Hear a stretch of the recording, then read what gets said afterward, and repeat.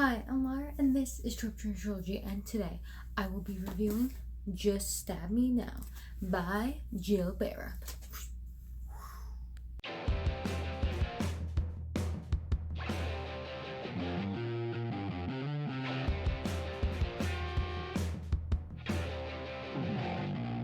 So first of all, I love this cover. It's my two favorite colors, green and pink, so I'm a little biased because it's my favorite colors, but I digress. Also though, look, it's like little notes on it. And you can't appreciate that till I tell you the premise. So let's get to the premise. So this book has quite a bit of a backstory, and I want to get into it for anyone who doesn't know about it so that they can be caught up on the premise of this book and why it was created. The author Jill Bearup is an actor combatant who has a YouTube channel named after herself where she talks about sword fights and movies, rates armor. In the armor ratings, the worst rating you can get is called Just Stab Me Now. Makes sense, that's how the title got its name. Anyway, in 2022, she made a successful YouTube short series called the Fantasy Heroine series about an author, Caroline, and her protagonist, Rosamund, who just won't follow all the tropes that Caroline wants her to. It's funny with a lot of jokes, and you slowly get to see Rosamund's story unfold as Caroline and Rosamund's relationships develops from butting heads to friendship. It plays on some tropes, but it also gets surprisingly serious and intense at times. And I haven't watched many YouTube short series, but I would recommend it because it's a pretty fun story. Anyway, due to the story's popularity over the course of 2023, Jill Bearup stopped producing as much YouTube content and worked mostly on her novel to write the entire story of Rosamund and Caroline all the way through, then edit it multiple times, and finally officially publish it on February 5th of 2024. So to put all my cards on the table, I do occasionally watch Bearup's videos, specifically her flirty fight videos, which are really fun. I also watched through the entirety of the Fantasy Heroine series twice, once all the way through after it was completed, and then a second time when she was doing re-uploads leading up to the publication date. So I was watching those once a day as she uploaded one each day. And personally, I love the short series. It was funny and cute and surprisingly touching and tense at times. I don't know if I'd say I'm a Jill Bearup fan. I don't quite watch her content that much, but I would say I'm a Fantasy Heroine fan. However, how is the book version of this story? First, I want to establish that I think the concept behind this of an author trying to write a book and dealing with her stubborn protagonist who just won't do what the author wants her to do is a great premise for a novel. It's commenting on fantasy romance novels, and it's about novels. So I actually think a book is a really good format for this. And the reason I want to establish this is I don't think any issues I have with the book is due to the medium. So my review is not going to be about if this story translates well into a novel, but if it was done well in this novel. Because the Fantasy Heroine series was all well and good, but this novel should stand on its own. So when it comes to book reviews, my goal is to create a video that gets people to think about the book and also talk about it. So whether it's people who are potential readers who would like to discuss, to get some input about whether or not they would want to pick up the book, or if it's people who have read the book and would like to discuss it with someone else. That's my goal with this video. And this book is interesting because there's two different types of potential readers for it. There are people who are fans of the short series who are considering picking up the book to see it in novel form, and there are readers who just enjoy books, but they are not particularly familiar with the Fantasy Heroine series and are just wondering how this book is, just like any other book. And so with this review, I do hope to assist both types of potential readers. Anyway though, let's dive right in. I'm going to start with the blurb on the back, which I think is pretty accurate. Just Stab Me Now. a desperate mother, a dubious escort, and a deranged author who won't leave them alone. Caroline Lindley is determined that her new romance novel will be her best yet. Fantasy, formal gowns, fencing, and of course a 20-something heroine to star in an enemies to lovers plot with all of Caroline's favorite tropes. But Lady Rosamund Hawkhurst is a 36-year-old widow. She has a war to stop and 2 children to get home to, and flatly refuses to take the correct approach to there being only one bed. What's an author to do, especially when discussions with her editor might reveal that he and Rosamund's hot enemy have some suspicious similarities? Based on her popular fantasy heroine YouTube short series, Joe Bearup's debut novel brings us the best of worlds, both meta and medieval inspired. As enemies to BFFs, Rosamund and Caroline learn what it means to be the hero of your own story. Also, this was a delayed realization, but I just realized the genre of this book is not just fantasy, romance, contemporary romance, comedy, but it's also a satire, which makes sense because it's satirizing the romantasy genre. So now let's get to my thoughts. So I hope with this review I'm able to answer questions for both people who've watched the fantasy heroine series and are interested in picking up the book and want to see if it's a faithful and good adaptation of the fantasy heroine series, versus people who just want to know if this is a good book and don't necessarily care if it's a faithful adaptation and know nothing about coming into it. Anyway, now to my thoughts on the book. This section will be light spoilers if you're not familiar with the fantasy heroine series, and essentially no spoilers if you are familiar to it. So this book has essentially 3 worlds in it. The first world is the real world, where Caroline is living her day-to-day life, dealing with her crappy job, her awful boss, and her crush on her editor, Henry. And most importantly, writing her book. The second world is Rosamund's fantasy world, where she is going on a journey with her hot enemy, Captain Leo Collins, to bring a letter from their current country to Rosamund's country of origin and bring it to the king to try to enact a peace treaty to end the war between the 2 kingdoms. This is the actual book that Caroline is writing word for word. So we read what she is writing. And the third world is inside Caroline's head. So this is her discussions between her and her characters as she works through different plot points and different aspects of their personalities and internal struggles. It appears in a way of the fantasy world completely freezing, so Caroline and the character of her choice can talk to each other. The characters don't remember these conversations, though there is one that kind of contradicts that, but they don't quite remember these conversations. They just have slight inklings about what Caroline was trying to get them to do. So as a reader with these parameters, I would expect that both Caroline and Rosamund's storylines would be well fleshed out stories with complete arcs, and I would expect the conversations between Caroline and her characters to be funny and interesting, but also show how Caroline is working through her story struggles, and how Rosamund has kind of taken into having a mind of her own, and also for there to be some commentary on tropes and how they are being broken.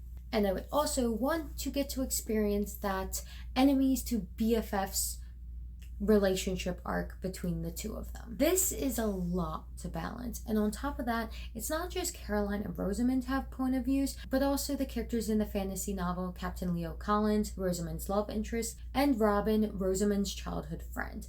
Along with that, Henry, Caroline's editor, also gets a point of view. So that is 5 point of views spanning over 3 worlds. So that is a lot to balance in one story. And while I do genuinely like this book and I really did enjoy it, I don't think it struck quite the best balance of all these things. I think it fumbled several times, and there is clearly a stronger storyline within this story. So let's get into my points. Number 1, Caroline's storyline is not utilized that well. The first chunk of the book does not feature Caroline's life all that much, and she's the only character in her real world that gets fleshed out, which is weird because they're supposed to be the real people, and they're the flatter, less interesting ones. I do like the parallels between Caroline's life and the story she's writing with both the love interest and the villain. However, I feel like we barely see much of her life until the end, so this parallel is not as strong and meaningful as it could be, because I don't particularly care that much about her life or her love interest. The romance with Henry is especially irrelevant. And it's a shame because I don't care about one of the romances or one of the love interests. And I think Caroline's storyline either needed to be expanded and given more depth and given more side characters with depth, so it's at least on the same level as Rosamund's or close to on the same level as Rosamund's. Maybe not quite as many scenes, but more consistently throughout the book and more than we have currently. Or Caroline's story needed to be cut back so that maybe we don't have the whole thing about her work and her boss, and we just have the love story between her and her editor. Now, personally, my preference would be to get more of Caroline's life, to flesh it out more. But at this point, it's like an awkward in-between amount where I don't feel like we get enough of her life or we get too much. Point number 2, the fantasy storyline is my favorite part by far. It's a very simple, straightforward plot line, but I like that because the main focus is the characters and the romance. Now, you can still have the main focus be characters and romance with a more complex plot, but I think the plot in this serves it well. It's exciting and interesting, but we still get to mainly focus on the characters. The setting for the fantasy world is a vaguely historic setting with a very low magic system. In fact, the only magical elements in this are 2 birds mentioned, the Caladrius and the Phoenix, which are both, I think, Greek fantasy birds, like that's where they originate, and in this book they serve medicinal purposes. So the Caladrius, their tears can be used in medicine to close wounds as a sort of glue, and then the Phoenix, their blood can be like powdered and drunk and used to help heal wounds as medication. And that's it. That's all the fantasy elements. And the main focus of the story is Rosamund's slowly growing relationship with Leo and her and Leo's journey to try to create peace between the 2 warring kingdoms. And honestly, I thought it struck a good balance. I don't think that the external plot was ever forgotten in favor of the romance, and I don't feel like the romance was ever forgotten in favor of the external plot. I think that they were really well balanced. There are several fight scenes in this book and several more dangers they face, and they're written in a way that is pretty quick and realistic. They're not overly dramatic, and honestly, I like them. I like the realism of the fight scenes. I appreciate that they're not just like pages and pages of overdramatic fights, but they're always meaningful and they all have an impact on the characters and what they're going through and their journey. The vast majority of this novel is just Rosamund's story being told to you straight. There's some interjections, of course, of Caroline talking to them or the messages between Caroline and Henry, but most of the story is Rosamund's story. And unlike Caroline's story, I feel Rosamund's story is very well fleshed out, beginning, middle, and end, and I also thought the side characters in her story were well done. Now, due to the nature of this technically being a first draft of Rosamund's story that Caroline is currently writing, her setting isn't always the most fleshed out, specifically scene description. And there is one scene where it's like Caroline's like, oh, I'll figure that out later. But honestly, I've decided that scene, I feel like the meta-ness of that is more funny and we didn't need that scene, so I'm cool with it. But overall, Rosamund's story did not feel like a book within a book. It felt like a story. Rosamund felt real to me. I do not read this book and think Rosamund is Caroline's character. Rosamund feels like a fully real person to me, and it almost feels like Caroline's just like able to see in Rosamund's world and talk to her. But Rosamund's like, she's just genuinely real to me. Like any other book character. Obviously, she's not actually real, but you know what I mean. She doesn't feel less real than any other book character to me. And both Rosamund's world, even if the descriptions weren't always the most fleshed out, the customs and the politics behind it, and everything going on felt real, and the characters felt real. And I will say that her story is very true to the fantasy heroine series. It is a faithful adaptation in both plot and characterization, and I personally found it really enjoyable. Point number 3, the next level of the story, is Caroline's interactions with her characters in her head. These to me are hit or miss. Some of them are really well done, meaningful moments, and I really like because we get to see insight into her characters' minds and into Caroline's mind. But then other times I felt like they messed up the flow of the scene, or Caroline interjected in and the characters didn't even respond, so it felt pointless just for an excuse for a quip. And due to the way these are formatted, inserting in random quips of Caroline doesn't work, because there's a scene break and then we get Caroline's quip, which is established to freeze the entire world, and then the scene continues. So we're supposed to believe that Caroline froze the entire world to make one quip to her character that her character didn't even respond to. And if the author wanted to do the more quippiness, then she should have formatted the way Caroline interacts with her characters differently by maybe having her just be a voice in their head. Which I'm not entirely sure which direction to go, because honestly, like the first scene where Caroline freezes the world and Rosamund talks to her, it's really cool. Like, it's really well written. I love how that was written. So I don't necessarily think that needs to be changed. But I do think it needs to be either have it the way it is with no quips, or change the way it's done so the author can include quips. So yeah, not every single one of those interruptions did anything for me. Some of them I was like, why is she interrupting? This is affecting the flow and I don't really care what she's saying. So I kind of have mixed feelings about this aspect of the book, which is why I'm adding this in, because while I was reading the book, it kind of annoyed me. It felt like an interruption to the fantasy story that I actually cared about. And I do think this book suffers from an issue of one of the storylines being much better than the other. So when Caroline interrupts, I don't care about Caroline or her storyline as much, making it annoying. But then, on the other hand, when I started to look for examples in the book, in themselves they seem perfectly fine. Like, I'm like, oh, I understand why that one's there, actually that's well done, or that's not like an issue. And I realized it's like in the moment I felt like I was being taken out of the fantasy story I cared about. But I do feel like looking at a lot of them, what they bring to the story makes sense. And so I have mixed feelings about this.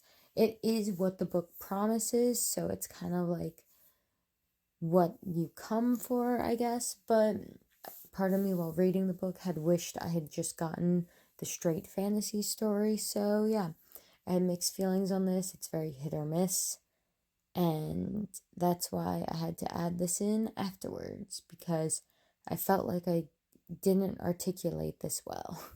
Now I want to talk about what's probably the main draw of this novel, and that is, of course, the characters. First, I want to start with the 3 point of view fantasy characters, Rosamund, Leo, and Robin. I think these characters were all well written. I think they were all true to their characterizations in the shorts and expanded upon. I will say though, due to there being so many point of view characters for the fantasy novel within the story, I do think sometimes it affected the flow of the scenes, and that the story jumped around between the point of views too much. Like, there'd be a paragraph from one character and then switch to another paragraph of another character, and it was always denoted with a scene break, so it wasn't necessarily that you couldn't tell. I could always tell when it was switching characters, but sometimes it was a bit much. And then there were also other times where I feel like the character chosen as the perspective of the scene was not the one that should have been chosen. However, one thing I did like is how this book, not just the fantasy book within the book, but the entire book, didn't force there to be some arbitrary rotation where each character gets a chapter and it has to rotate in the same order each time and each character gets the same amount of time. This book doesn't do that, which I appreciate, because I've noticed quite a few books do that, and it gets to the point where I'm like, I don't really care. And now you're putting things out of order time-wise. Like, it's not chronological now because you want to keep this arbitrary order. And I'm like, maybe don't. It's fine. I don't need it to be in order. Just do what's best for the story. And sometimes that's giving some characters more scenes, or giving some characters scenes in a row, and some get way less scenes, and that's fine. So I did appreciate that. However, one thing I forgot to mention, but I think needed to be mentioned, is that on page 215, Charlotte gets a perspective. It's clearly written from her point of view, and it's just one scene. We only get one scene from her, and it's near the end of the book. And I can't remember if we had another scene from a different character, but I strongly disagree with it. I feel that this book really suffers from feeling the need to give every single character a point of view to characterize them, instead of actually just characterizing them through their interactions with the main character, which this is clearly a weakness in writing that is lacking in this novel and doesn't really quite work in novels the same way as it does in other mediums. And so for point number 4, I am starting with the character Rosamund, who is essentially the main character of this novel. Obviously, Caroline is also a main character, but Rosamund is the one who gets the most page time and is one of the two main characters. To me, Rosamund is the most well-rounded character, and I really enjoyed her perspective. Her past felt fleshed out, and I loved being in her head in the present. Rosamund didn't feel like a character, she felt like a person. Her dedication to the mission,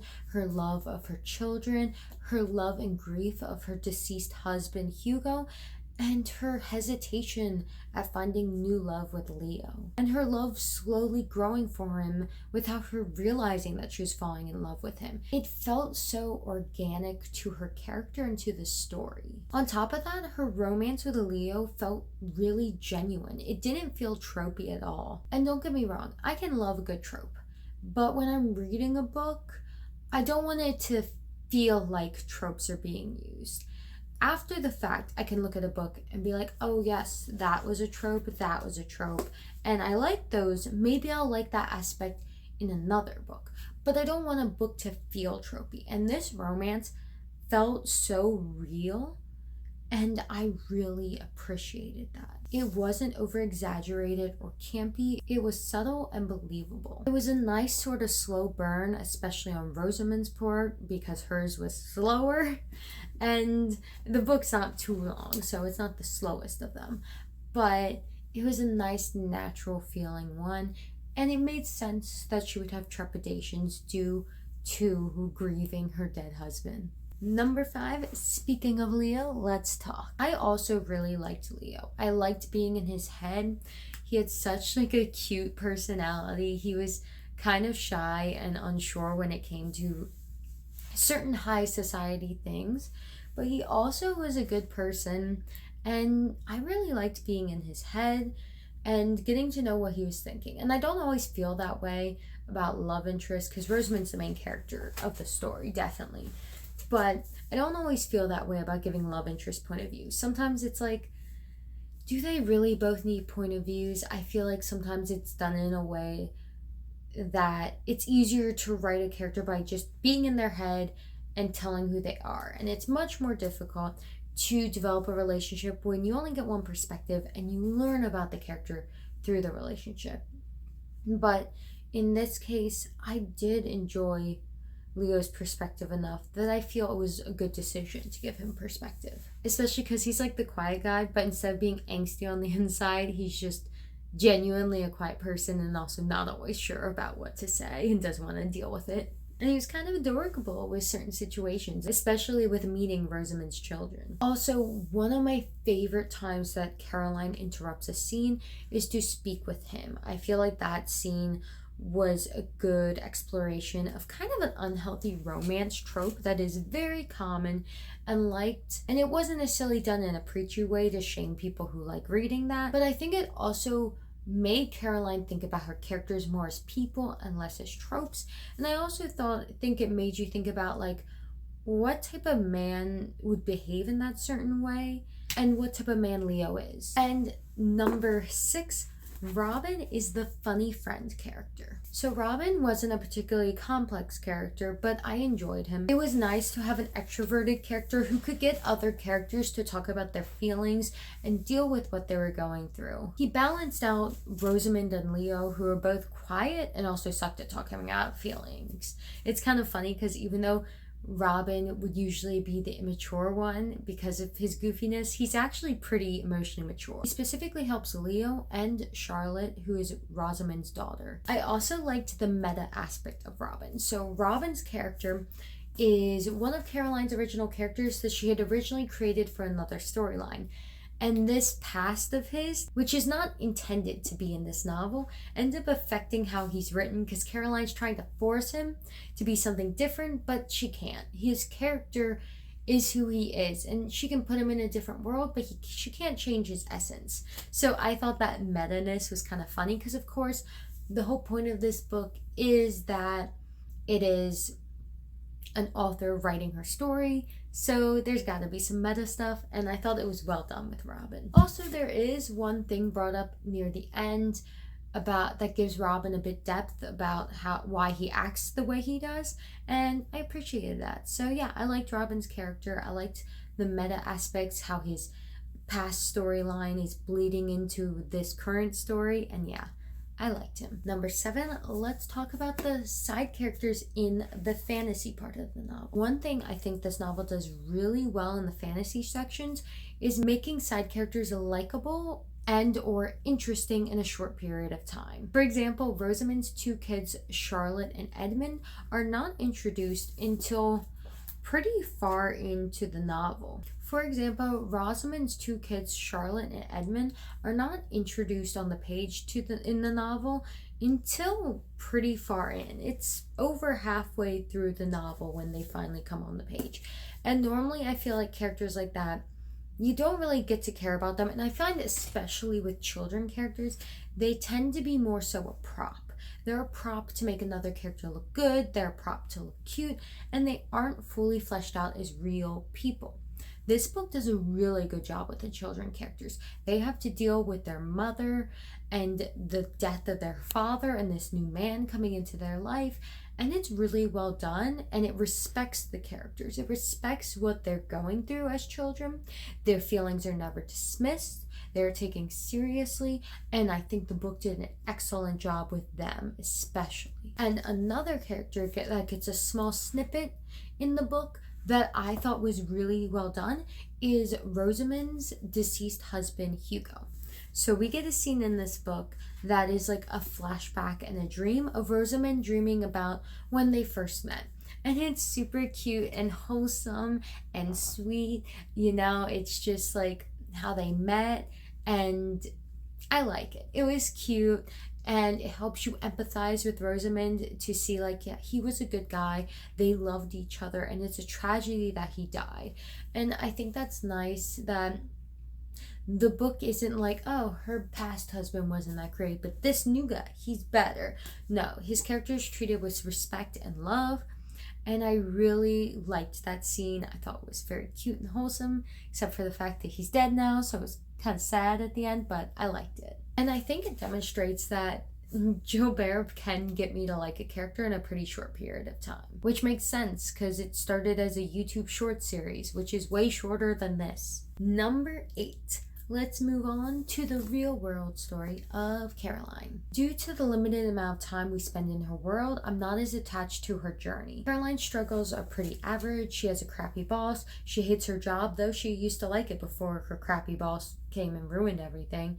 And she has a crush on her hot editor, but she doesn't know how to really initiate anything because she's too shy, which, yeah, I would not want to have to ask someone how. I get it. I get it, girl. And I think it's really cool how her real life reflects her novel. Obviously based on the shorts. Well, in the shorts, it is clearly established that the love interest in her fantasy novel reflects the guy she has a crush on in real life. However, this book adds the aspect of her bad boss reflecting the villain in this. Now, they're pretty different. They're not exactly the same, but they have similarities in how they behave and who they are. And I really liked that added aspect by giving Caroline her own antagonist that she has to deal with. And there is one other character in Caroline's life that reflects a character in her novel. Though I will say Caroline and Rosamund, despite having the same face in the novel, they're very different personality-wise. But part of Caroline's journey is realizing she needs to be brave like her character, which I really like that idea for Caroline's character arc, but unfortunately, due to the limited time we spend with her, I'm not the most attached to her character arc.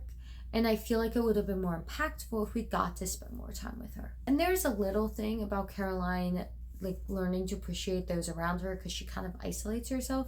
But that's like a throwaway line, which I feel like it would have been cool to be expanded upon. Especially because we don't meet the characters that are mentioned that she can count on and appreciate. And I especially think Caroline's romance with Henry needed fleshed out. And that leads into the worst POV character, Number 9, Henry. So Henry is told to us to be a stickler as an editor, and he is shown to like Caroline and be a little reclusive.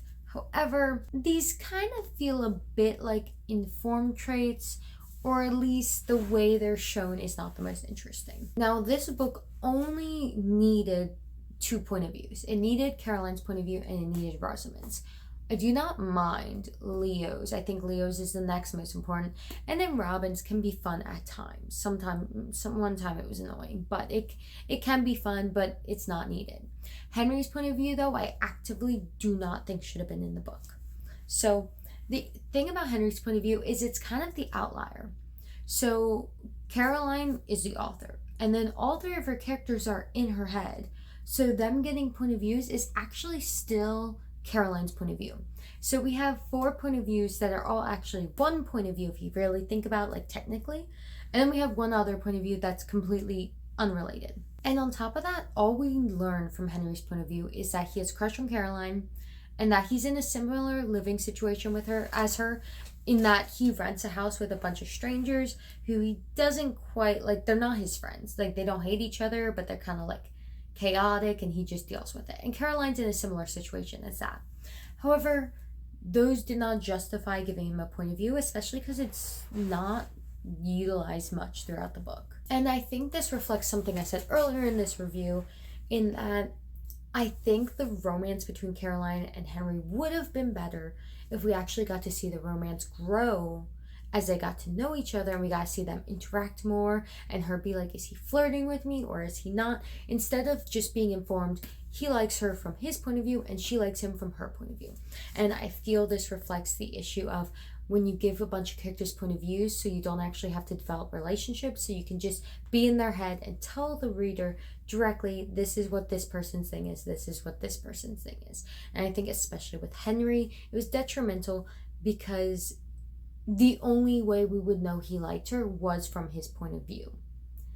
And that means that they don't have really that many meaningful interactions, which is what I would want in a romantic relationship in a book. So, worst point of view in the book, should not have been there. We should have just seen them interacting. Then number 10, let's talk about the side characters in Caroline's world. So there were some in Rosamund's world that weren't as well developed because they weren't needed to be as well developed. But it feels like almost all of them in Caroline's world are just the barest of bones. In fact, Henry's the barest of bones, and he gets a point of view. The only ones we see in person is the antagonist, the CFO of her company, George, and the CEO of her company, Eunice. And we also get some conversations between her and her mother on the phone. So we get 3. We get 3 that are actually playing a role actively in the story. And I say actively loosely. They do something on the page. And so George, I would say, is the most developed of them, in that he's a bad boss, and that's about it. He's a bad boss and he's a hot mess and he's kind of dumb. He's the most interesting of them, which would be fine. But then Eunice, no personality, just exists to like fulfill a purpose. And then her mother is I like her mother. I like the small amounts of characterization we get from her. Again, it reflects like quick, fun characterization, but she's not introduced till like the very end of the book. She's kind of confident for Caroline. I think that really would have benefited more if she had played one throughout the whole novel instead of just being one at the end. But there is a thing where Caroline's mom is like, oh, I'm sending you another striped shirt. And Caroline's like, oh, thanks, Mom. But really, she's like, oh, she keeps sending me these. I have enough of them. And the mom's like, I know you like them, dearie. And she's like, I do, but I don't need that many. And that's funny because, like, mom stuff. But yeah, the fact that she doesn't really talk to her mom as a confidant up to that point, it makes it feel like her mom was just added into the story when it was convenient for the plot because Caroline wasn't talking to Henry anymore. And it wasn't like some desperation where she had been ignoring her mom the whole time. And she's like, you know, I should talk to my mom because Henry's not here for me. And I really need to appreciate my mom more and like learn to appreciate her mom more. No, it's just the mom's not in the story until she's needed for Caroline to talk to. So, like, and same with Eunice. Eunice is not relevant until she can be a prop in the plot. It's a shame. It's a shame the real world characters are the flat feeling ones. Not that I want the fantasy ones to feel flat. I like that they don't all feel flat. But real world ones could have got some more depth. Could have gotten some more depth. I cannot speak. Next, let's talk about point number 11. The writing. So I really liked the word choices in this novel, and I really liked the writing on a sentence level. The formality of how the characters speak really transport me into the fantasy world. I feel a lot of the fantasy novels I've read recently, the characters just talk like modern day people, and in this book it's not the case. They speak formally and it feels really natural. It doesn't feel forced, and I really enjoy it. So for example, some of sentences I like, I was just looking for some. He complied wordlessly, and Rosamund was disinclined to break the silence while she cleaned the cuts on her back. It feels formal. I like it. It's nice. And then for a dialogue one, for a simple short one, because I can't be bothered to find a longer sentence, it's, how's your breathing, your ladyship? So you see there's a formality to the writing in both the narrative and the dialogue that I like, and it feels appropriate to the semi-historical fantasy setting. And this allows me to be immersed into Rosamund's world. And that goes into point number 12, and that is Rosamund's setting, specifically the setting descriptions. So while the characters and the characterization and the language did really suck me into Rosamund's world, and everything was explained in a way that made sense, like the magic and the politics, all of that was great. I was all with that. I liked it. It was simple but straightforward, and I felt like I knew everything I need to know. The only issue with the world is there wasn't that much setting description. Now, this is technically within the story Caroline's first draft of this fantasy. So it can be explained that there's less description due to that. And there is one scene where that's specifically pointed out, where it's specifically pointed out that a room is not described that well because of Caroline, which in that scene it's fine. Though I will say, I understand that this is technically a book within a book, but I do think there could have been a bit more descriptions of where they were and what was going on. Now, personally, I will say I have a pretty vivid imagination, which means if you do not describe stuff in your book, my brain will just put stuff in, and I don't always notice that. I always can perfectly visualize like some sort of setting background. In fact, if you put a lot of details in, sometimes I get more confused. But overall, the point is while this didn't affect my reading experience, this is something to take note of, in that the setting descriptions aren't as much. And I wonder if partially this reflects like the author's background in YouTube shorts, which you don't really describe setting that much. You're just showing what the characters are doing, and it's very action and character based. So if the characters aren't saying it or they aren't doing it, it wasn't included. And it's not that the setting description was horrible when it was done. It was fine when it was done, but it was pretty sparse. And finally, point 13. Let's talk about the pacing. And in these 311 pages, there are 5 point of view characters, 3 worlds, 2 romance plots, and 2 external bad guy plots. And I think you can figure out that in such a short book with all this stuff, it's pretty fast-paced. It has to be fast-paced to include all this stuff. And I've noticed quite a few fast-paced books I've read recently fall into a trap where the characters never get to have a slow moment, and the scenes constantly feel cut off and like it's rushing through the book. However, despite this book being fast-paced, it did actually allow characters to have slower, calmer moments. In fact, there was quite a bit of them. And I never felt like I was being rushed through the book. In fact, my 2 biggest issues with the pacing aren't necessarily due to the speed. I thought it was a nice balance of slower scenes and fast scenes. My issues with the pacing are, again, Caroline's story needed to be beefed up at the beginning because we don't get to experience it much. My second issue with the pacing is that there are at least 2 really important scenes in this book where they're interrupted partway through, either from hopping to different point of views of characters within the fantasy book, or from just stopping the fantasy story abruptly and going to talk about Caroline's day and then going back to the same scene in the fantasy world. And it's like, what? Was not a fan of either of those pacing choices, and those were 2 really important scenes, in my opinion, to this story. They weren't like throwaway scenes. I mean, this book's short, there's not really throwaway scenes in it, but these were very important scenes. One of them's like one of the most important scenes, both of them are super important, and they're cut off in the middle, and I wasn't a fan. So overall, my thoughts about this book: the main draw of this book is the characters. If you like the characters, you will like the book. The plot is simple and straightforward, but it makes sense and is well done. It's pretty tight, especially with the fantasy story. The real world one needed beefed up more though, because I do think Caroline's story was not given the time and care it deserved, but I loved Rosamund's story. I really enjoyed it, and it was short, but it was a good story. Like, not everything needs to be massive. I liked that. I liked Rosamund's story quite a lot. And overall, I enjoyed the writing and the character interactions. The setting descriptions were kind of sparse,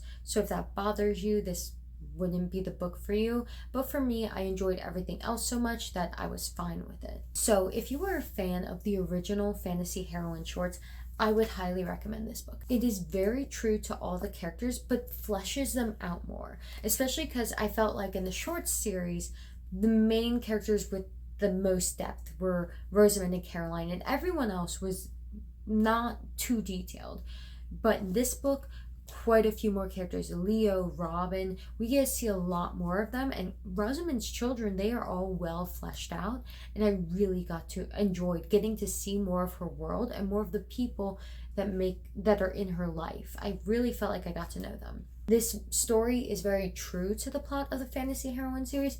However, whereas the YouTube Shorts series kind of does a jokey thing where it's like, ooh, will there be a sequel? And I feel like it doesn't quite wrap up the main plot quite as much with like the villain, because it's like what happens next.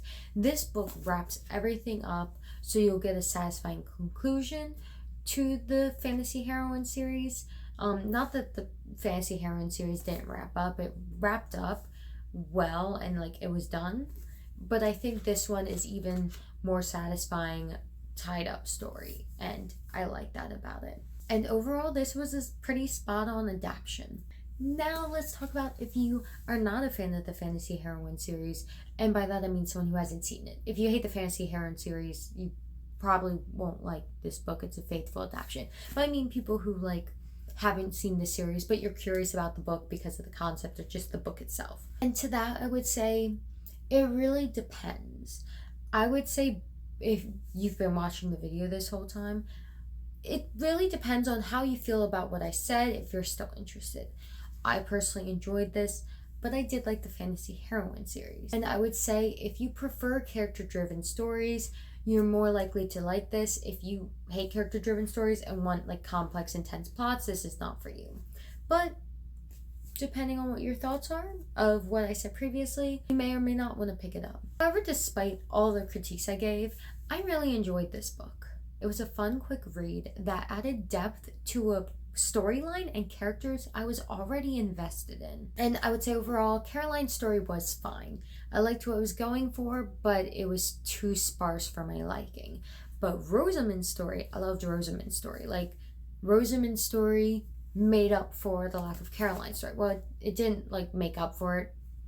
Caroline's story still needed more depth, but the book was worth it because of Rosamund's story. It was a low fantasy story with a simple plot and a cute, realistic romance. I was able to sit back and relax and enjoy the romance and lovable characters. Now I'm going to go into my spoilery thoughts, and I'm going to go into some specific aspects of the novel. So, time for spoilers. So I want to talk more about how the different worlds are used in this novel. So the way it's done in the short series is that every time we are in the shorts, it's essentially Caroline narrating Rosamund's novel. So in the novel, Rosamund's story is just written as a novel. It's written with a third-person narrator, limited either from Rosamund, Leo, or Robin's point of view. Whereas in the short series, Caroline is the one narrating every single action.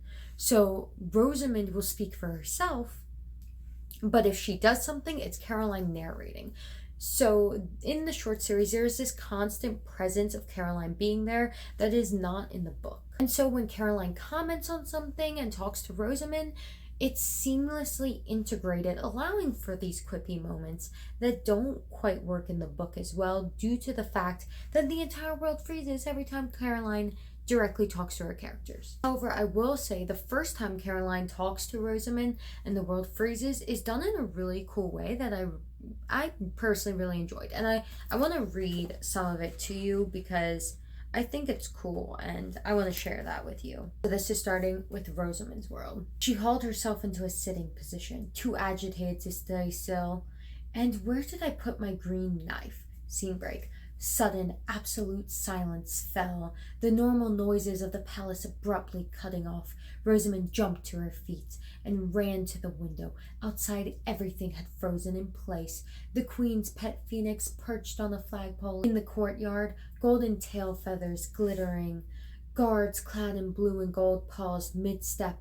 A nobleman stood with one arm suspended in the middle of an expansive gesture. A woman appeared, not through the door, nor the window. No, she simply blinked into existence at Rosamund's elbow. Her outfit was incongruously modern. A striped blue shirt, blue framed glasses, and tightly bunned red hair with a rollerball pen stuck through it.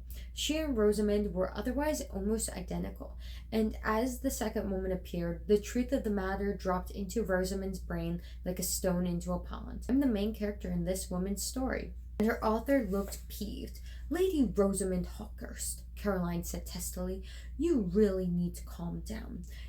The details regarding your trip to Abrania aren't that important. I was going to fill them in later. Rosamund sat back down on the bed. It's not that important that I'm taking a week-long trip to my homeland in a time of war. And the scene goes on, and there's funny parts about like Caroline swinging around her notebook and pages flying out. But it's cute, and I really liked like the dramaticness of that first pause. And we don't get the freezing described to us after that, which I think is a shame because I think it could lead to some cool moments. And that kind of goes with the lack of visual descriptions or like physical setting descriptions in this story. But this time, I really liked it. I thought it was a cool introduction to it. And of course, it was so cool that I remembered it every single time. And it's really cool seeing this scene from Rosamund's perspective as her world freezes and her all-powerful creator comes and talks to her, aka her writer. But it's also funny because instead of this like all-knowing, all-powerful creator, Caroline's this hot, frazzled mess who's like swinging around her notebook being like, this is not what you're supposed to be doing, Rosamund. And these scenes can both be funny and they can also be thought-provoking. One of these scenes I thought that was really like made you think was on page 44. Or I thought it was good commentary on different tropes in fiction. When Leo woke to a hand closing on his shoulder, instinct kicked in before conscious thought. He grabbed at his assailant as he pushed himself upright, twisting and shoving until he had the culprit pinned to the ground. The intruder yelped. the pitch much too high for a grown man, and the figure on the stone floor of the farmhouse resolved into Lady Rosamund Hawkhurst. Leo's blood ran cold. It wasn't an attack. She had woken him up for his turn at watch, and he had assaulted her. Lady Rosamund stopped trying to struggle and instead drew a deep breath. Leo blanched, and keenly aware of the family sleeping upstairs, he clapped a hand over her mouth. "No, no, shh," he whispered desperately. "Don't scream. It's all right. You just startled me." Rosamund stared at him, eyes wide in panic. He leaned back, trying to take some of his weight off her. "I'm so sorry, your ladyship." He waited for a moment, watching her eyes, until the terror had subsided somewhat. "I'm getting up now." He took his hand off her mouth. Scene break. "Leo Collins, are you joking?" Leo blinked as an exasperated Caroline appeared next to Rosamund, who had frozen in place, still gaping up at him. "You had your hot enemy pinned under you in the middle of the night, and you apologize." Leo stared at her for a long moment. "My who?" "Your hot enemy," Caroline exclaimed, waving an arm at Lady Rosamund. "You're doing this all wrong. What's the matter with you both?" Leo was flummoxed. What should I have done?" Caroline shrugged, leaned in close and teased her about her fighting skills, maybe made a slightly inappropriate comment about the fact that you're on top of her. She looked over at him, clearly about to say more, but fell silent when he met with her eyes. Leo's voice, when he spoke again, was quiet. "What kind of man am I?" Caroline tipped her head to the side, confused. "You're Rosamund's hot enemy, obviously." She started to walk around them. Leo tried not to look at the expression on Rosamund's face, uncomfortably aware that he was still pinning his so-called hot enemy to the floor, but Caroline didn't seem to care. "You hate her, you don't trust her, but something about her compels you." Caroline gazed off into nothingness, aided by the fact that the room her characters were in was a bit short on details. "Something makes you want to be near her, makes you want her even though you shouldn't. You're conflicted, torn between duty and feeling, which might be lust or might be love." She paused. "Ooh, that's good, actually. I should put that in the blurb." Leo realized that his mouth was hanging open. He shut it with a click. "I mean, you think she's pretty, don't you?" Caroline went on, oblivious. Leo considered how to phrase his next question tactfully. He decided that tact was useless with Caroline. "So, I should have overpowered her in the middle of the night and then mocked her while she was helpless?" Caroline stopped short, blinked, and took a seat that materialized next to her, apparently thinking this over. Well," Leo bit down on the inside of his cheek to stop himself from shouting. "I don't think that would help the mission," he said finally. Caroline frowned, but nodded. "I suppose not. Never mind." She disappeared. I really like that one. Okay, so the reason I really like that one is because a lot of times in these like dark fantasy romances or just fantasy romances, characters do kind of messed up stuff. Like the love interest, like a lot of times, or the main character, they don't treat each other well. They don't treat each other the way you should treat your significant other, and they're not good people. And I thought, and this isn't like to shame people, because if they know it's fiction, like they know it's fiction, but I think it's a really cool commentary to have her be like, "Why aren't you acting this way?" And for the character to be like, "What type of person am I? Like, what type of person am I that I would do this?" And to like say what is normally considered a cute, sexy trope in such a blunt way, where the author sits down and is like, "Yeah, that's messed up. Why would I write that?"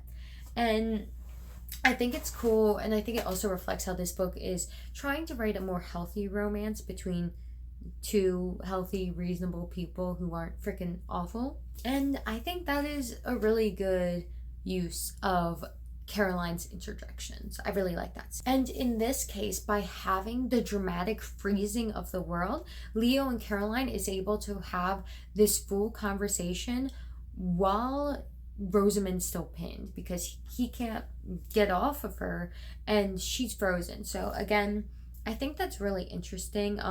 Now it's not that they're always frozen, because in the first scene I don't believe Rosamund's frozen, but I can believe that this time he can't move because he's affecting her physically. So it would be weird if all of a sudden he transported. And I assume that could be something of like Caroline can affect when they are and are not able to move. But anyway, so that dramatic shift is able to make this scene happen. And so that's why I do prefer what the book does by having that dramatic freezing. I just think there needs to be less quips because I prefer these deeper, interesting scenes in this book. However, this shift can sometimes ruin the flow of the story. But then there's another one that I wasn't really a fan of, and that is, but then another sensation invaded her consciousness, a stench in the air, different to the smell of sweaty horse and unwashed humans. What a delightful pair you make, Caroline interjected, unable to resist. Leo, can you smell that? What is it, my lady? Rosamund walked faster up the hill, and that one, it's like Caroline interjects to say they make a wonderful pair. That one didn't add anything to the story. So sometimes I liked her interjections and sometimes I didn't. And the implication that the entire world freezed mid-scene just so Caroline could make that one comment, it feels like, which one was she talking to? Because it went from Rosamund's point of view. Okay, it was Rosamund's point of view. And so she froze the entire world to say that to Rosamund. And then it also doesn't even say, like, Rosamund didn't respond. The other one, Leo didn't respond, and it was pointed to point out that he's not having her crap. Whereas this one, Rosamund just doesn't get an opportunity to respond. And it just feels pointless. Like, I don't think anything was added by that one. And so my issue isn't overall that Caroline interjects with her characters. It's just sometimes I wasn't a fan of how it was done. And then throughout the book, there was also things that would break up the story where Caroline was messaging Henry back and forth from the novel. She had preened a little as Robin offered his arm to escort her down. She had preened a little as Robin offered his arm to escort her down the aisle. H.B. Walker.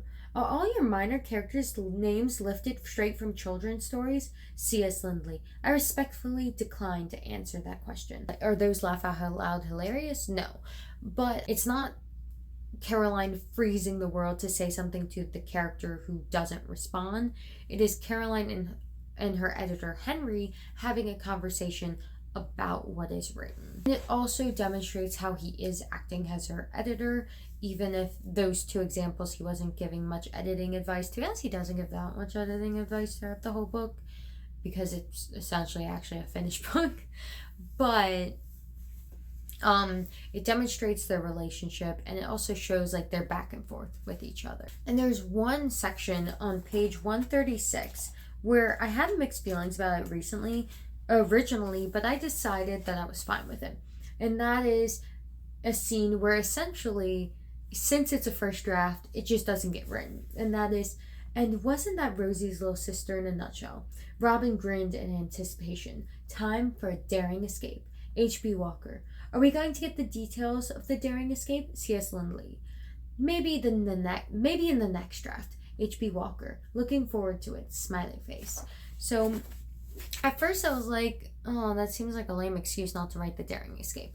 However, I decided I was fine with it because it was about Leo and Robin escaping the castle because Rosamund got him arrested. And honestly, it's not really needed for the story. We just need to know they escaped, and it's Rosamund's story. So if it was escaping a scene important to her character, or a very character important scene, that'd be one thing. But that scene's actually not important to any of their characters. It's just purely an action scene. And almost all the action scenes in this story are more emotionally charged than this one. So I was fine with it, and that was another little meta joke about this being Caroline's first draft. Then there are also multiple scenes though where Caroline tries to talk to her characters and they're just like, leave me alone, Caroline. And those scenes were sometimes uncomfortable, and I was like, and I was fine with it for some times but not others, because sometimes people are like, my characters would hate me, but it was like multiple characters did it sometimes, and it's like, that's kind of uncomfortable. Like, it'd be one thing if it was just Rosamund, because they're supposed to be having this enemies to BFFs relationship. But yeah, it wasn't my favorite thing. I felt awkward for those scenes.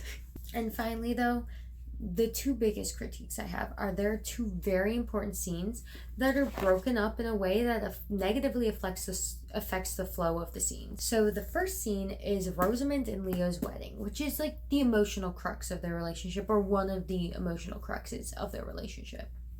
It is such an important scene to this story because they're getting married so Rosamund can cross the border, and he's in love with her, but she's marrying him for duty and is not really ready to be this open in this way emotionally due to losing her husband, and so she's not quite aware of her feelings. And throughout this whole scene, it shifts back and forth from Rosamund, Leo, and Robin's point of view, and all three of them talk to Caroline at different points. First of all, this scene should be about the wedding, and Robin's scenes were just cutting up the wedding. His scenes were about him causing a bunch of animals to run around the streets, and him knocking out a random guy who was headed towards the sanctuary doors and then sneaking back in for the rest of the ceremony. So this is weird and pointless.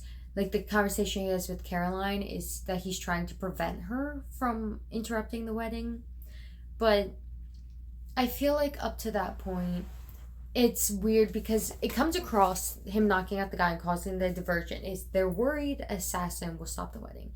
But there's no reason to believe an assassin would know they're getting married, or because there's no real build up to it. Like, they have been attacked by assassins twice, but and no reason to believe one would break in during the wedding. And then second of all, it's never brought up by the main villain, Baron Mabry, later on. And if he had known to have an assassin sent out, the guy he knocks out isn't killed. So realistically, when Baron Mabry shows up at her castle at the end, he should have known there may have been a wedding, and he's completely blindsided. And he was the one hiring the assassins, which means it's pointless. It's the one of the most emotionally important scenes in the entire book is broken up so the side character can do something funny and silly and actiony, and I was not a fan. I thought that was a poor choice. I wanted to be in the moment, and instead it got cut up by something I don't care about. That doesn't make that much sense.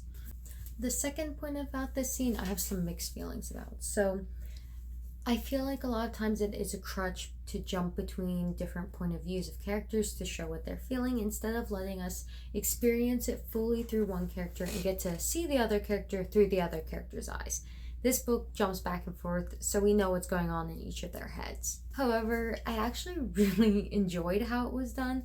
So even though it's might not be the best writing, I enjoyed getting to see in both their minds and even their interactions with Caroline for Leo and Rosamund. So while Robin and what was going on with him I didn't care for, Leo, Rosamund, and even their interactions with Caroline I enjoyed. So I'm going to read the part because I really like it, and it's at the end of the ceremony after Robin's done being annoying. The newly married couple reappeared, holding hands. I present to you Leopold and Rosamund Collins, husband and wife, announced Mother Marian. The congregation clapped, all two of them. The priest turned to Leo, and Rosamund's stomach clenched, because this was the part where, yes, it is, said Caroline slowly. Rosamund, are you sure you're all right? This was my idea, Rosamund whispered, trying to keep her expression calm.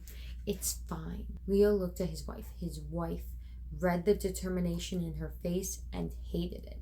She had married him for his sake and her children's. She didn't want to kiss him, but she would because it was her duty to do so. Yes, it is, Caroline. Yes, it is. Caroline didn't sound as pleased about this as Leo had anticipated. She doesn't want me to kiss her, Caroline. Caroline sighed, slumping back into a pew, which, Leo squinted, was also a blue upholstered seat inside a long metal carriage. I don't think she knows what she wants at this moment, but conventions of the medium mean that she'll probably enjoy it. She just isn't expecting to.